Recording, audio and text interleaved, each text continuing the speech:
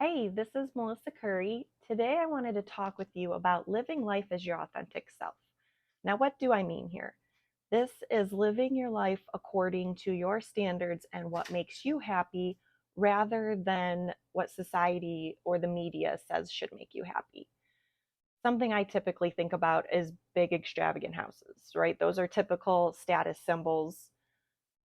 Go out and get the big 5,000 square foot house or whatever. But if that's not you and you're just more simple, don't need all that space, you shouldn't feel obligated to go out and get all of those things, right? Material possessions don't define us, they don't make you better than anybody.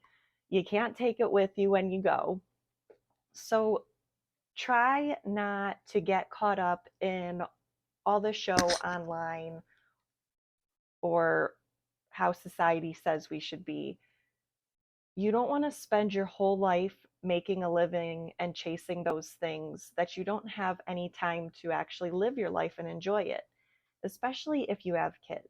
Those years go by so fast that we all want to provide and do the best for our kids, but what's it worth if we're not with them? If we're spending all the time working and no time actually enjoying our lives with them? So you want to don't forget to be grateful for what you have and enjoy the journey. There's nothing wrong with having goals and chasing after them, but don't forget to appreciate where you're at now and enjoy the journey because after all that's what life is a journey.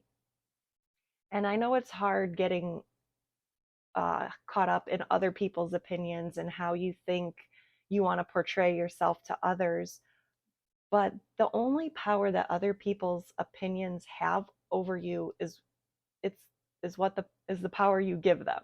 Let's try that again. People's opinions only have power over you if you let them. Nobody else has your exact life. Everyone's situation is different. People will have their opinions, but you want to be authentic to yourself. So that's being true to yourself with your mind, your thoughts, your words, and your actions. When those three things align, that is when you are living authentically and being true to yourself. When those don't align, that's when you get into living your life off of other people's standards and people pleasing, and you live based on how you should rather than what you want, right? And that's living based off other people's expectations rather than your own. And what's right for you might not be right for everyone else. In fact, it's not going to be right for everyone else. And so you want to follow your passions regardless of how you think people are going to perceive you or who you're going to disappoint, because as you grow, as you go against the grain and follow your heart, there's not everybody's going to come with you. You're going to have friends that have been there for a while that might not go in the direction that you want to go. And that's okay, because part of being authentic is being vulnerable and showing all sides of you, the good and the bad. And what that's going to allow for is more deeper, real relationships.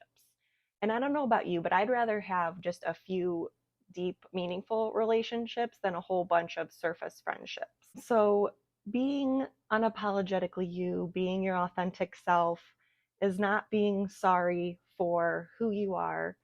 I know a lot of people wear their heart on their sleeves, and that's sometimes seen as weaker, but nobody else is like you. There's only one you, so why would you try to be anybody else when you get to be you? And it's going to take practice. So this doesn't happen overnight. What you can do is take small daily actions that will help align your thoughts, words, and actions, which will help lead to being your authentic self. And another thing would be following through on commitments. Be that trustworthy person. Don't try to change yourself to fit someone else's mold of you or what they think, how they think you should be. Accept who you are. Everybody has a strength that they bring. Have the courage to share it with the world.